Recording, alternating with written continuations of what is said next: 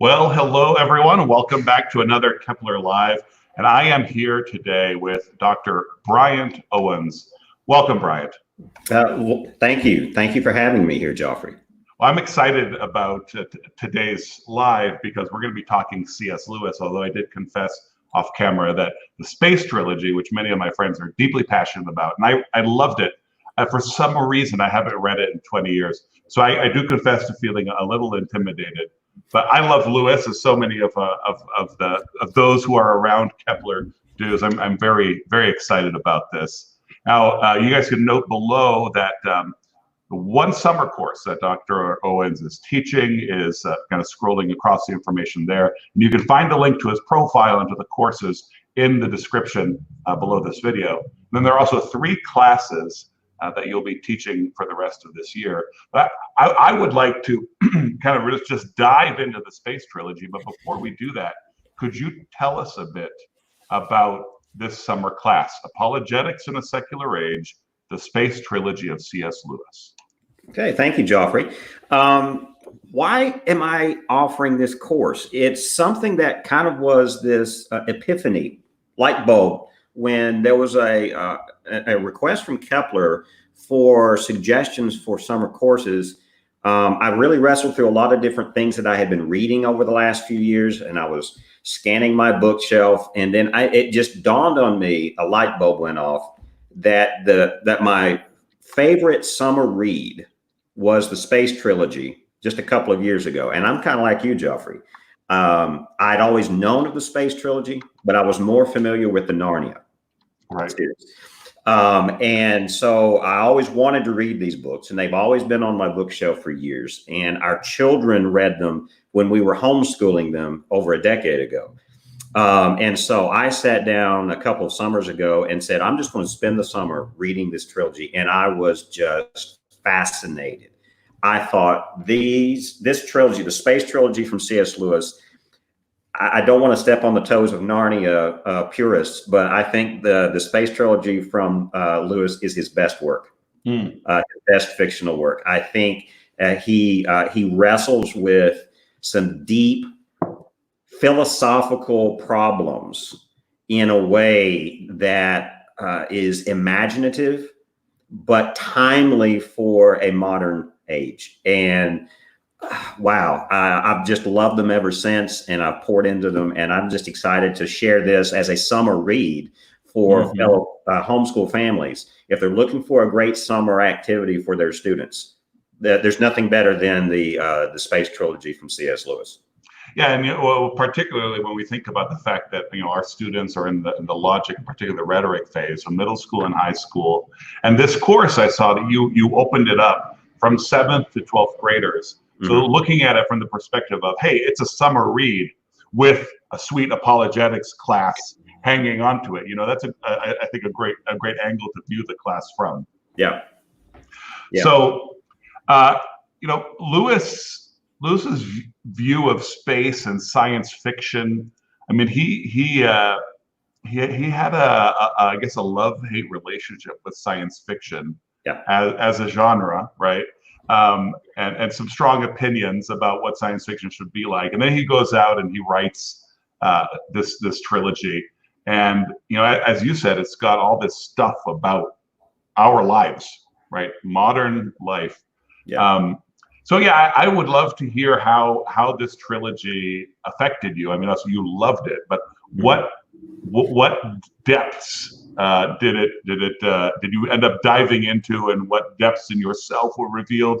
All those those literary flowery ideas that might what strange places did you go to is what I'm trying to ask. Okay, well, I mean, of course, the first book is Out of the Silent Planet. Right. The first one that was released. And this is considered Lewis's first really serious published work that got his name recognized.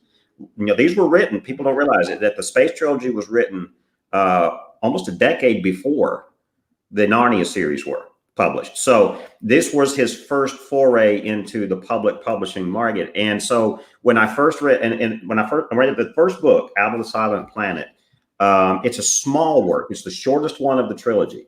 Yet it really, this first one really is akin to the Narnia genre.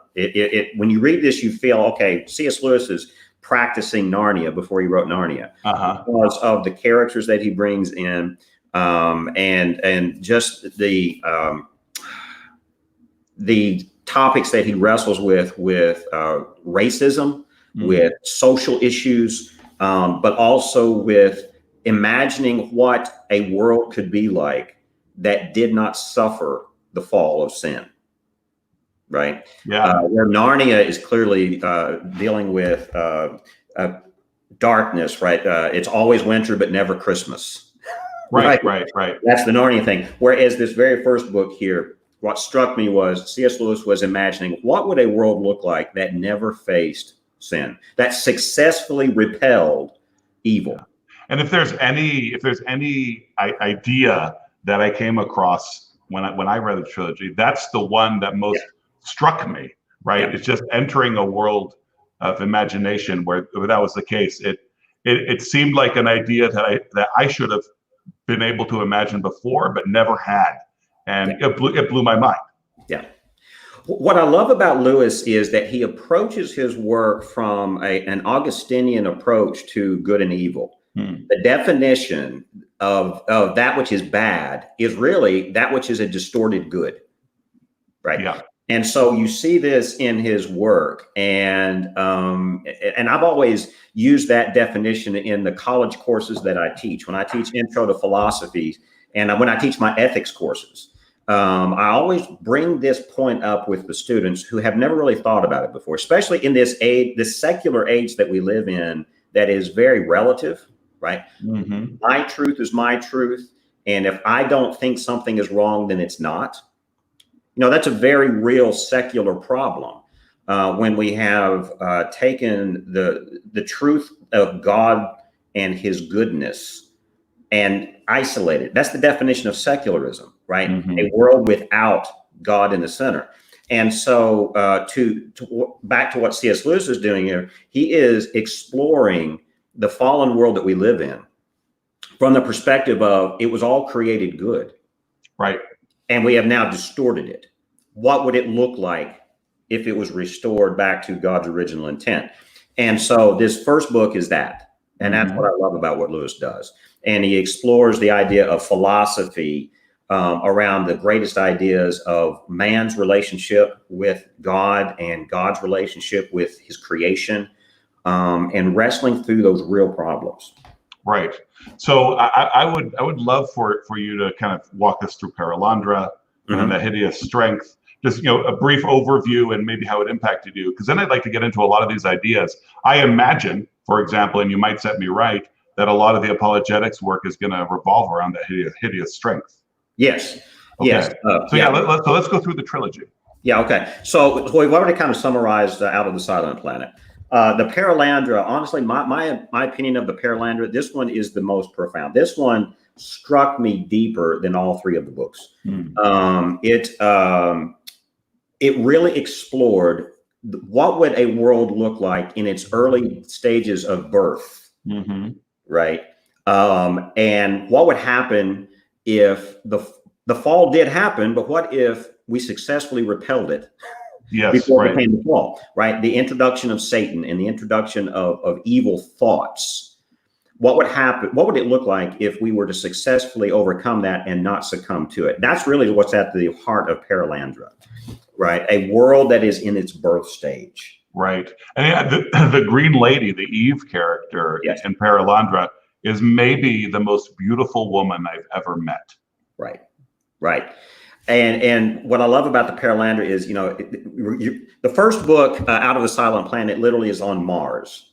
The second one, Paralandra, is on Venus, right? And so you can imagine a world, and Venus has always kind of had this romantic imagery of a world that is constantly in swirling motion. And the Green Lady here in Paralandra, like you said, one of the things that struck me in the description was as Ransom is trying to find his footing as he walks on this planet that is constantly in motion and floating. Here comes the Green Lady, who just naturally navigates all of the ups and downs and the swirling of a world that is still in birth. Right. But then the Green Lady is so naive and innocent, and then trusts the Adam character, her lord, right, and understands that even though he may not be right there at the moment, he is still doing something for her good. Yes.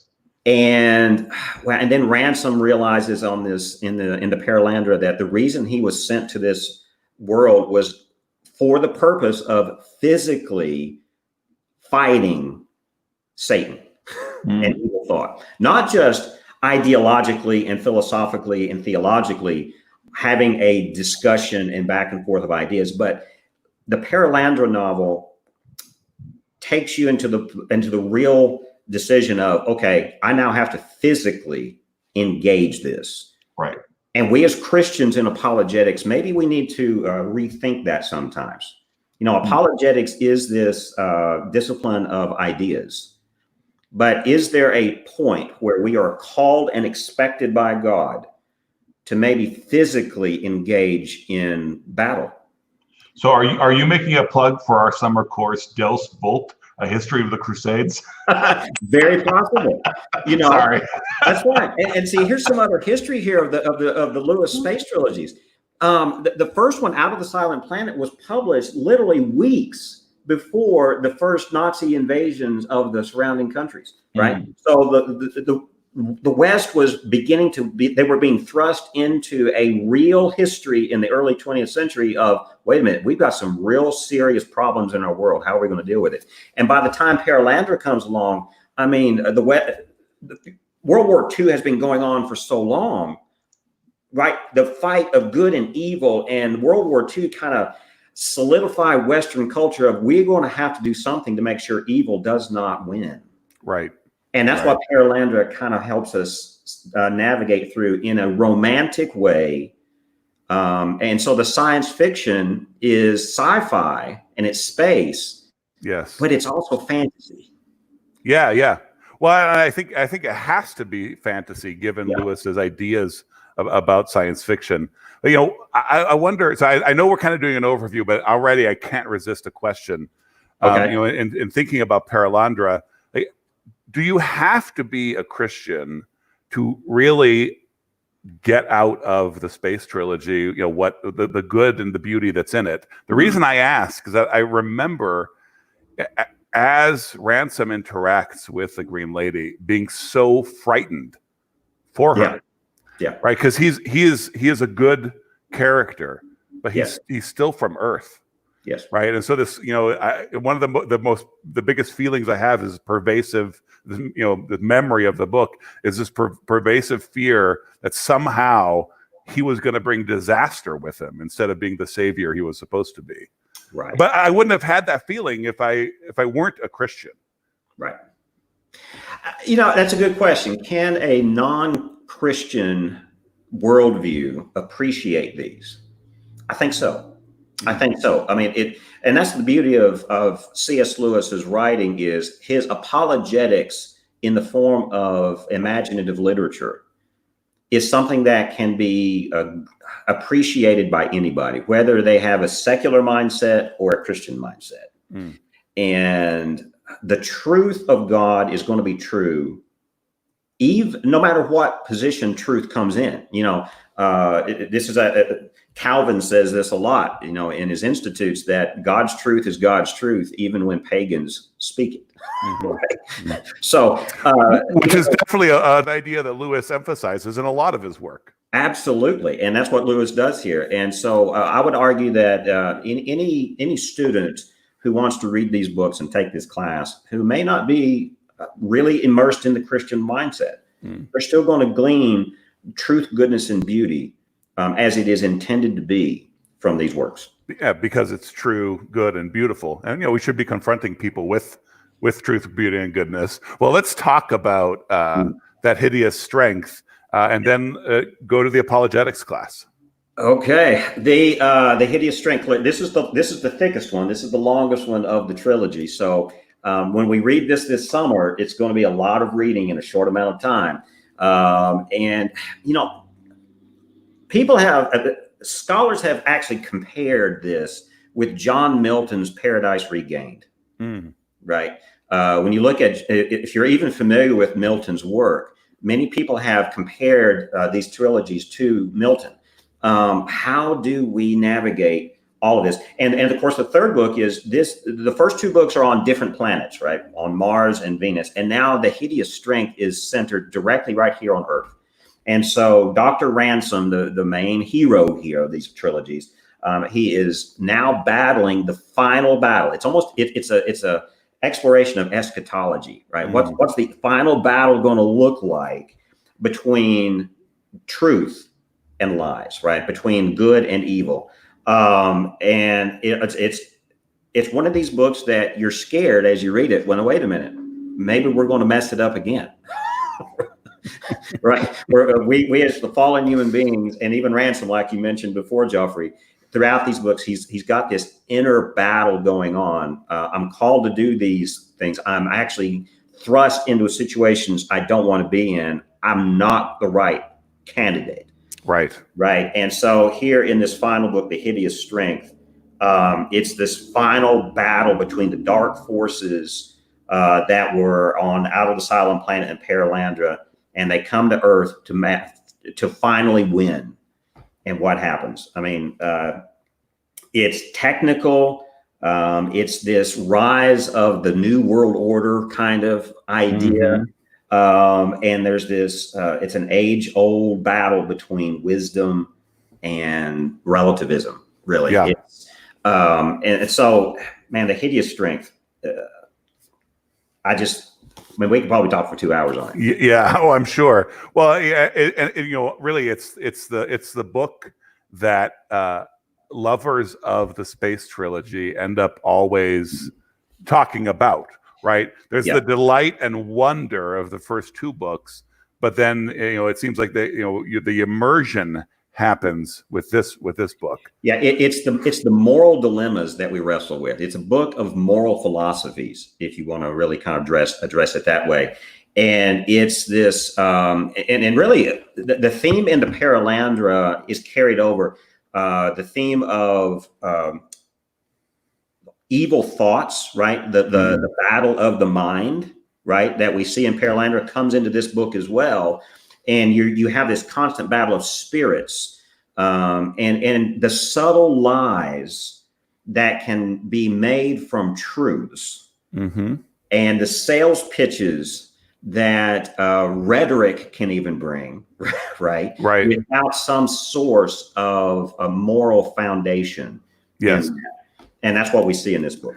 Well, you know, and there's such a theme throughout the books of spiritual warfare that comes to a head in The Hideous Strength, and it is a very spiritual book. And you know, there was it Mac? No, I don't. Oh man, what was the name of that sci-fi series in the late '80s?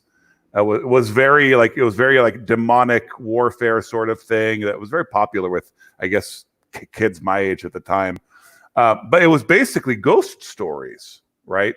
But you know, I had already had Lewis, and you know, so there's this profundity to this spiritual warfare theme, because as the powers and principalities are battling it out, the wicked priesthood of the evil principality is are scientists. Yes, I mean, like NICE is the E is experiments, which I think that's fascinating, and I think that touches our world.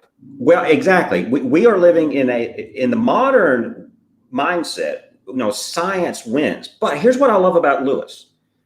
In these trilogies, he actually engages science with imagination, because science is, you know, rightly or wrongly guilty of casting away the power of imagination. But Lewis doesn't cast away science in these trilogies. And that's kind of the worldview battle that we've got going on here. What I love about Lewis is he says, you know what? We live in a modern age with modern thinking. Not all of it's bad. Right. Right. There is some good that has come out of modern scientific ways of thinking. The problem is, do we throw the baby out with the bathwater for a new way of being human? And so he stands up for a classical Christian humanism, in the midst of modern science, by not allowing modern science to say or to cast the Christian humanism as mystical failure. Right. You're immature and naive if you think imaginatively. You got to have hard fact science. And Lewis says, no, there's room for both. Even in Christian thinking, there's room for the imagination and room for factual science, and they can work together in harmony. And they should work together in harmony, right? Like the way our society now treats scientists and experts as infallible priests. Right. That's a real problem we have. And one of the reasons we do that, of course, part of the reason is there's been a power grab, right? That they've taken that for themselves, but we've allowed them to, because we've conceded that Christian humanism is equal to or even less than. Like we Christians have conceded that, have given that up. And so now everything is out of whack. People are running the world who should not be running the world, and I think that's where apologetics comes into play. And let me read a quote. This is one of the books that I'm going to ask students to read in addition to the trilogies. It's a companion book published by Sanford Schwartz from Oxford University Press. And here's how he closes out his introduction to the trilogies. Here's what he says. He says, with an appropriate adjustment of our optic, we may begin to see his space trilogy less as an irreconcilable struggle between an old-fashioned Christian humanism and a newfangled heresy, and more as the effort of a modern Christian writer to sustain and enrich the former through critical engagement with the latter. And that's what Lewis does in his writings. He still defends fervently the value of Christian humanism and medieval romanticism, really, in the midst of a modern age, but also realizing we don't live in the past, we live in the present. And so how do Christians thoughtfully engage Christian secularism with Christian ideas successfully? And that's what apologetics is. Right. Go ahead. Oh, we have secular humanism is dehumanizing, right? Or, so we are humans, and Jesus Christ is the man, right? So there's our humanity is supposed to move in the direction of Jesus, right? So it's if we're comparing, because we could talk about the Christian worldview, but if we use the expression Christian humanism and contrast that to secular humanism, one is moving toward God, and therefore we're becoming more human. With secular humanism, it's dehumanizing, and I think that's the frightening thing, and the thing that needs to be fought. Exactly. Scott Postma has shared a quote, which is going to cover our faces here. But I guess I'll just read it. This is Mark Studdock upon being accepted into NICE, the National Institute for Coordinated Experiments, which is, so this is in that hideous strength. The real thing, and so this is like the justification, the real thing is that this time we're going to get science applied to social problems and backed by the whole force of the state, just as war has been backed by the whole force of the state in the past. One hopes, of course, that it'll find out more than the old freelance science did, but what's certain is that it can do more. So certainly that touches on your point that Lewis was not comparing science and pitting science against Christian humanism. But there's, so suddenly we're talking about social problems and the state. Yeah, it's what I love about Lewis, and especially in these books, is that there's this common theme between secular humanism and Christian humanism of progression. That's the common theme. How do we progress?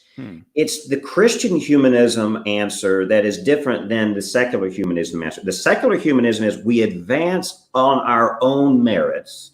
Right. We advance to improve the self by empowering the self through what we make, right? Science, technology, even the state. We establish the power of the state for our own good. But Lewis is saying, now, wait a minute. Christian humanism is also in a progressive state but what are we progressing to? And I think that's the thing. The telos here of both positions is what we need to focus on in apologetics. What is the telos? What is the end purpose of secular humanism versus what is the telos or the end purpose of Christian humanism? And when we look at that then gives us a different perspective of what we're doing. Right. The Christian humanism is progressing toward a form of humanity that is not in control of humanity. Right. It's looking to another, right? Trying to be formed in the image of God, right? That's the ultimate goal. Whereas in secular humanism, it's being formed in the image of whatever man makes it to be. And that's what, and then you see that in all three books. This battle of wills back and forth. Yeah. Well, when with secular humanism, there's this, there's an obsession with progress, right? Because it's the only thing there is. And, the more obsessed you are with it, the less you have to think about where you're going. But I wonder with you presenting this lens of progress, right? There's still progression, and there's still an important, it's something we need to think about. I wonder how do you interact with the word modern or modernism? How do we define modernism? Yeah, that's an interesting thing, because the idea of modernism in philosophy really would begin at the end of the Renaissance, right? And honestly, historically, the rise of Protestant Reformation thought is at the very beginning of modern thought. Okay, so the rise of the power of the human mind is all at the very center of modern thinking, right? You look at the ancient way of thinking, where everything was mystical and imaginative and poetic. Poetry and science and imagination were all intertwined in ancient thought. Whereas modern thinking separates that. Now, you could say it begins with Descartes, right? The rise of Cartesian thinking of the cogito ergo sum, I think, therefore I am. Suddenly, I am at the center of reality, right? And so really that's kind of the rise of modern thinking. Now, there are some problems with that for sure. But what does that do? Where are the benefits of modern thinking like that? I think what the benefits would be in apologetics is, okay, we do have the ability to reason, and we do have the ability to think. And okay, we cannot deny what Descartes says. I mean, because Descartes says the I think, therefore I am proves that I exist, and we can't deny that. Okay, there's no fault at that. Our existence, to prove that we exist, I think you could rightly say, I'm thinking about my existence, therefore I can't deny it. It's true. Right. The problem is in secular thinking in modernism is we've taken God totally out of that. What does God say about existence? Right. So in modern thinking, one of the pitfalls is God exists only if I say he exists. Right. And now we've got the slippery slope into relativism. So this is where what I love about Lewis and writers like Lewis, they want to go back to more of the ancient way of thinking, say, listen, we've thrown the baby out with the bathwater. How does that still apply here? And so you go back to the way of ancient thinking, saying, you know what, the artistic way of thinking is just as valid, because the one thing about the space trilogy is it looks at what is real. What is reality? Is reality just the material? Or is there also a reality that is immaterial, but is just as real? Yeah. And I think you're also hinting, and correct me if I'm wrong, but you're hinting at integration and the value of integration, right? So, yes. I mean, taking things apart and looking at the pieces is valuable. And that's the modern expertise. But integrating things is vital. Yes. I would say it's more than valuable. Which is one of the values of Christian worldview, classical education. And that's why when we were teaching our children, now our two boys are grown, they're both in their 20s now, and they're independent and they're on their own, and we're proud of both of them. When we were homeschooling, right, we were thrown into this realm of Christian classical education. We had never heard of that before. Okay. So we didn't have the advantage of things like Kepler, right? Yeah. We as parents had to kind of navigate this ourselves. I don't know how successful we were. I guess you'll have to ask your boys. We may or may not want to do that. Yeah. But they're successful. We're proud of them. But here's the thing. What Christian classical education does, and this is why I love doing what I do, we do say, now listen, secular, scientific, modern ways of thinking have merit, but we want to also go back to the classics, the classical structures of education, right? With the trivium. And I actually advocate the quadrivium, where incorporating more of the arts into the education is very important, because it's through the arts, through literature, through fine arts, through music, poetry. These disciplines bring something in our minds that secularism kind of diminishes. Yes. Right. And it's through the imagination that God kind of introduces himself to us. This goes back to the Augustinian way of thinking. I love a lot of my philosophy and my apologetics is centered more in the Augustinian tradition, much like Lewis. Okay, where we understand that God introduces himself to our inner self. Yes. How do you find the inner self? Through the imagination, through contemplation, right? So the world of reality, this is a metaphysical question, right? What is real? We have a physical, tangible reality that we can test and we can have empirical evidence for, and we can measure, and we have standards. But then there's also a reality that is not physical, that is not measurable. So, but it is just as valid. So that's what I love about the space trilogy of Lewis. Yeah. He gives validity to both. Yes. And both, in his prose, but also in the Chronicles of Narnia, Lewis really emphasizes not just that it's equally valid, I would say, but that it's more real. Yes. Right. And so, and that really also, I think, can influence how we look, and how we can validly take in and interact with all knowledge and all truth. Even from such a secular age as this. Now, so we have the class Apologetics in the Secular Age, the Space Trilogy of C.S. Lewis. This summer, it starts on the 29th of June. A lot of the stuff you're bringing up now, I'd actually love to talk about your year-long apologetics course coming up. But before we do that, I wonder if you could just kind of tell us in a thumbnail sort of way, why would I want to sign my kid up for your summer class? One, it's fun. Okay, we're going to have a lot of fun. Yeah. I mean, we're going to have some work to do. I mean, there's going to be, reading 3 books in basically 8 weeks. There's going to be a lot of reading. Okay, but it's going to be fun. We're going to discuss books together. And this is one of the reasons I love classical education, is because instead of students having to listen to a teacher drone on and on and on and being spoon-fed facts, we discover nuggets of wisdom in these books together. So it's going to be fun.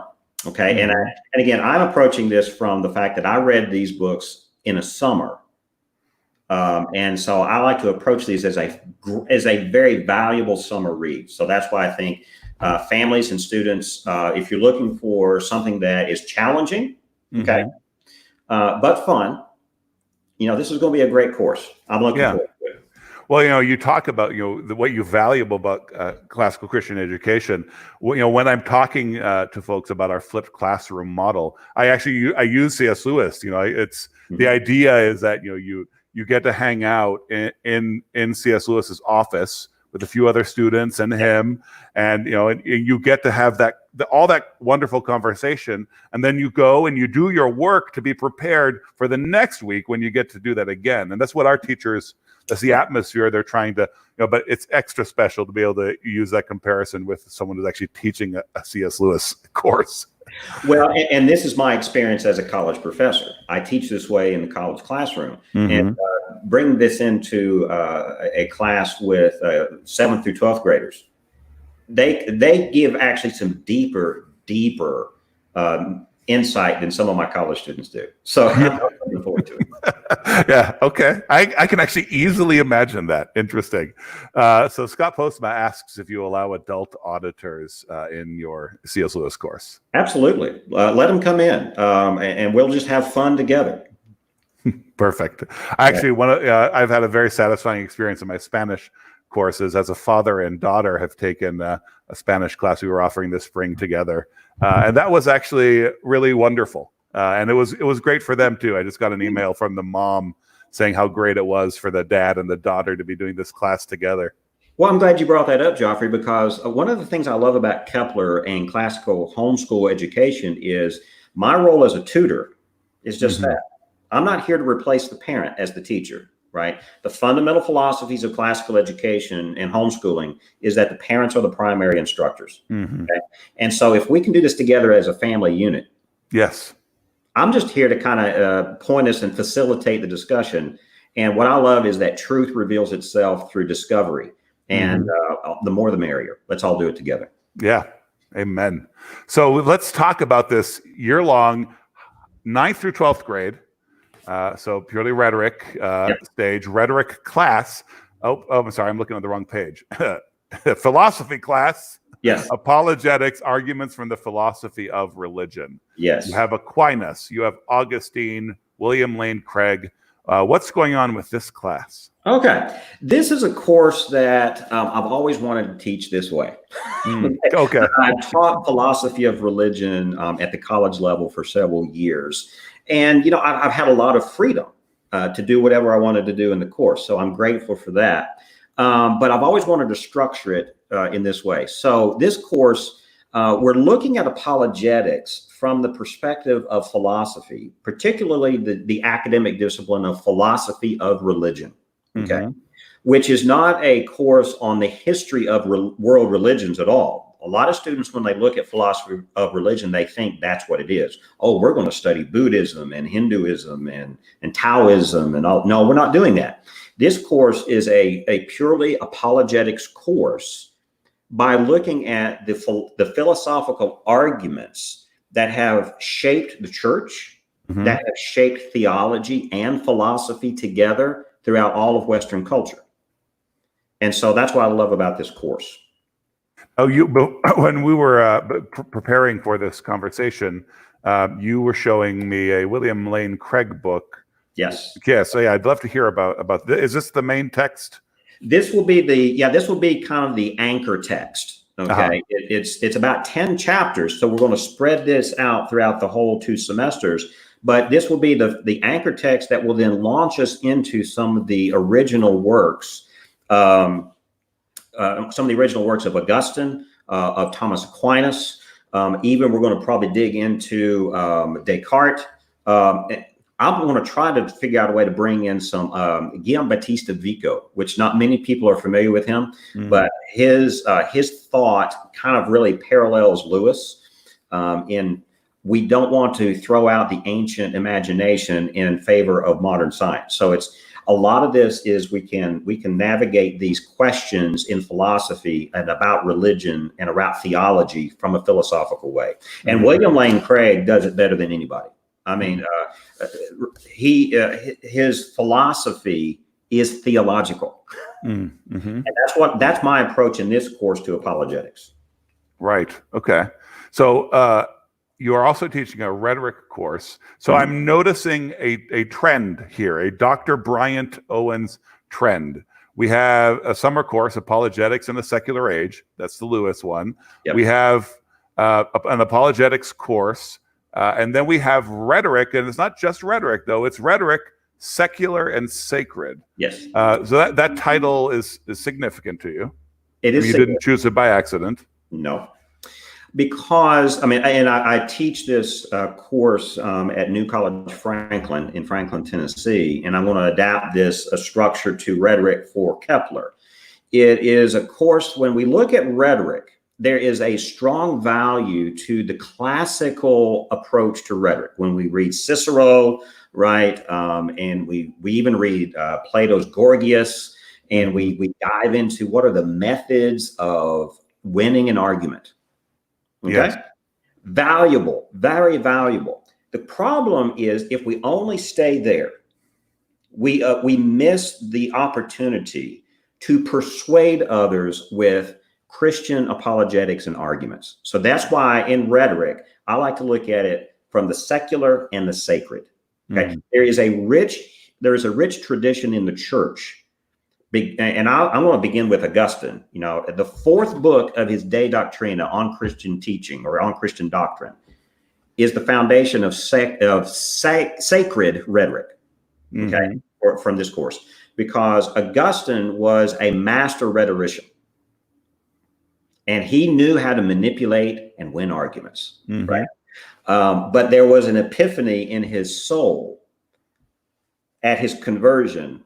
Do I discard my past even so much so that I discard the power of rhetoric and not use that in Christian circles? And as Christians, we can make that mistake of being too passive when we're defending the faith, right? Yes, absolutely. But we don't want to also take on the philosophy of secular rhetoric of the goal is to win the argument at all costs, right? There is a Christian approach, a Christ-like approach to rhetoric that I call sacred rhetoric. And there's a rich tradition in that. Approaching rhetoric from the position of Christian love and affection for those who you are talking to and talking with. You don't talk down to them. You don't talk over them. You talk with them by sharing truth in love, by teaching the truth, and allowing the truth to be the factor that persuades. Because that's what rhetoric is. Rhetoric is the act of persuasion, right? And in the secular form of rhetoric, you persuade and win at all costs. Yes. In the sacred tradition, well, we're only wanting to persuade you with the truth of the gospel. Right. And, you know, it's interesting that you're bringing very consciously this perspective that, you know, all persuasion is rhetoric, right? And so, you know, you're talking about conversations and you're talking about intimate settings, as well as stage settings, as well as grand settings. Yes. You know, so then that's an important lesson for us to absorb, particularly in our youth. So I'd like to kind of make a little plug for Kepler and Dr. Owens at this moment, and then I have a practical question about this course for you as we draw near the end of our stream. But first, I'd like to take a moment to encourage you guys who are watching. This would be a great moment to ask any questions as we interact with this idea of the secular and the sacred, and we talked about modernism and more ancient integrated ways of thinking, and just bringing everything together and into this umbrella of classical Christian education. I think there's a lot for us here to chew over, and so we would welcome any quizzing now. You guys are welcome to drop comments and ask questions. But you know, one of the things that you said, Bryant, that was really striking to me is, and Kepler can be a part of this in the Christian family, is you know, so you mentioned that this rhetoric class is a college course that you teach, that you're adapting, right? And you know, that's such a wonderful opportunity that we have to, you know, it's so vital that our children be exposed, and not just be exposed, interact with richness and maturity, with richness, with rich things and with mature things. And so, you know, but it's sometimes tempting for us to, you know, just try to tackle things that are a little beyond us because we know they're good and we know they're things worth taking on.